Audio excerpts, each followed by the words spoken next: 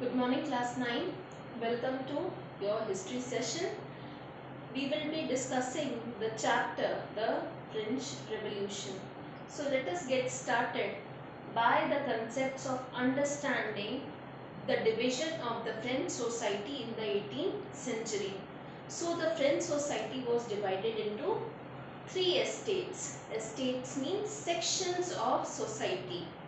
Now, the first state that was of the clergy was about 5% of the population.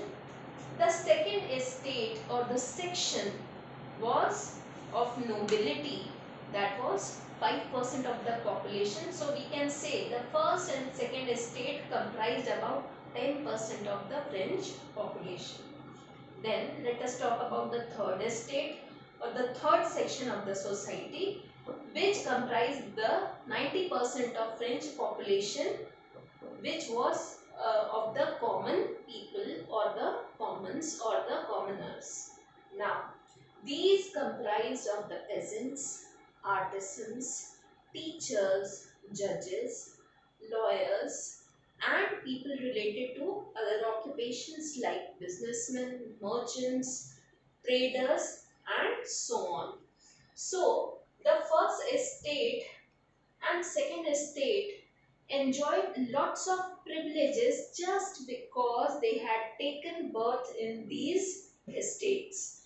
So they enjoyed facilities based on the criteria of their birth, while the third estate was always under a burden of taxes. Why? Because they belong to the common section of the society.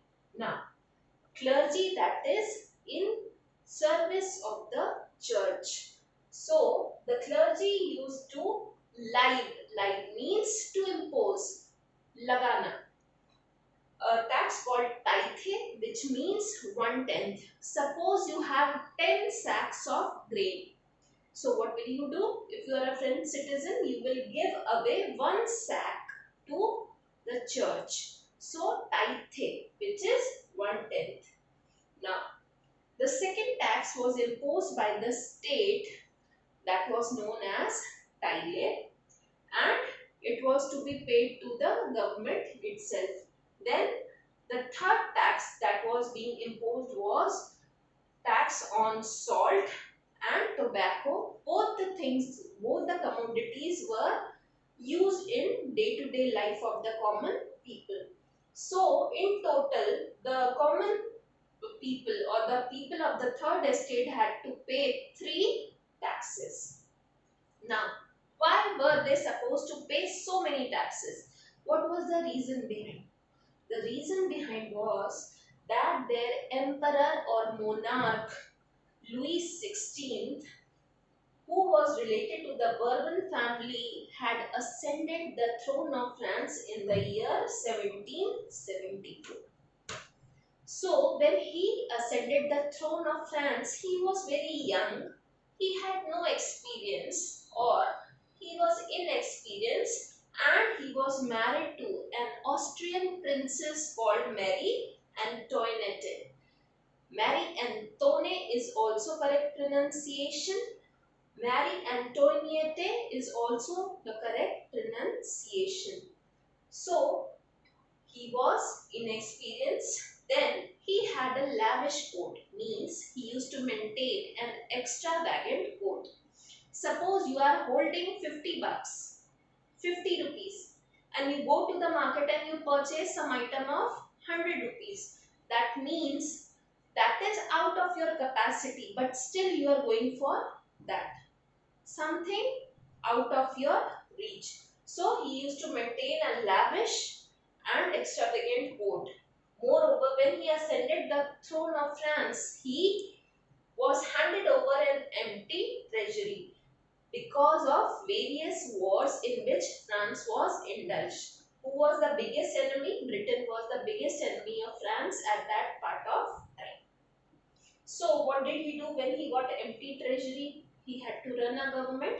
So he borrowed a loan from influential traders and merchants or big businessmen. He borrowed a loan that was of 2 billion livre. Livre is the name of the French currency of that time.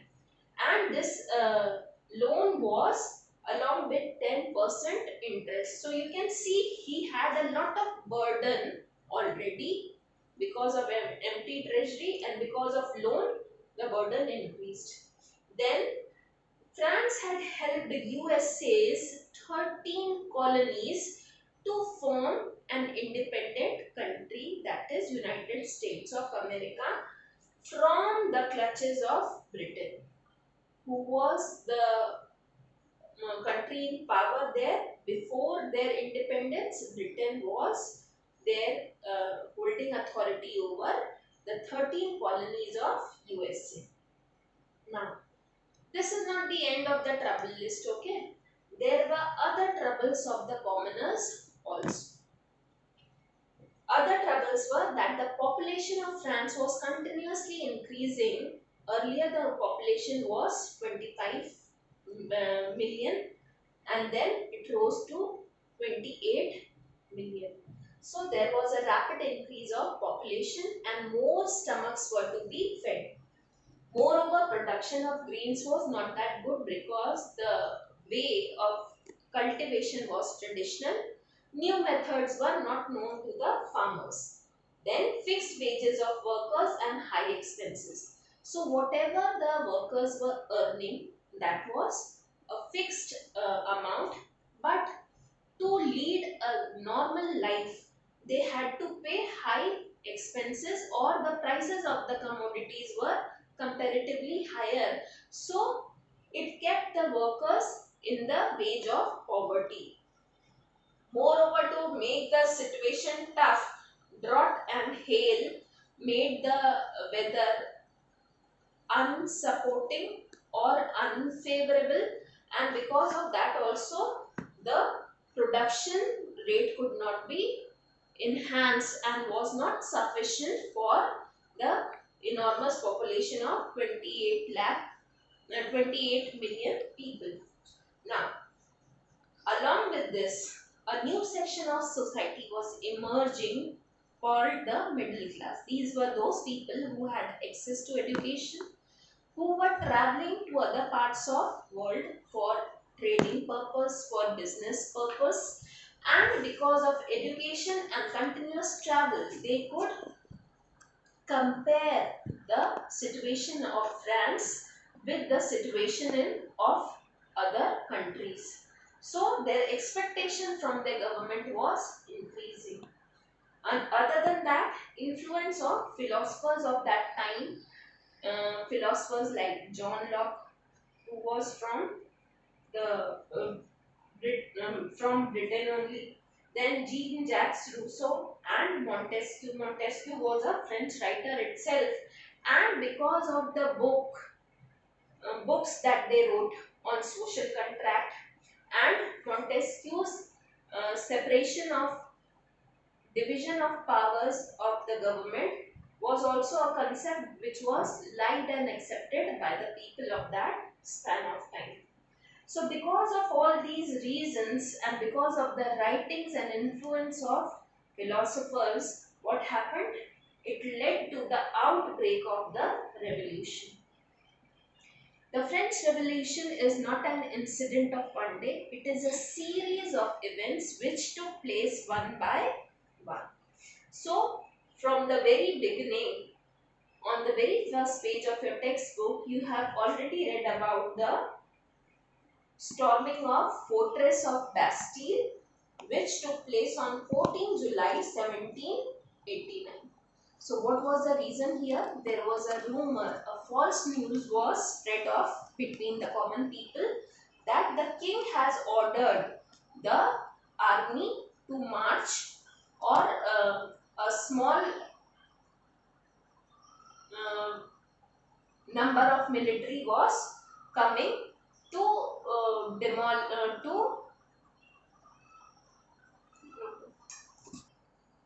on 14 July 1789, the storming of Bastille took place.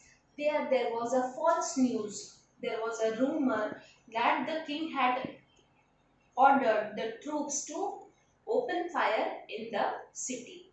So what did happen? The people formed an untrained group. They formed a militia and they went to the fortress of Bastille. Bastille is a name of a place of a fortress, small fort is known as fortress. So they went there and there were kept 7 political prisoners who were talking against the monarch Louis XVI. So they were known as political prisoners and the militia went broke there. They killed the officer in command there in Bastille and they released the 7 political prisoners.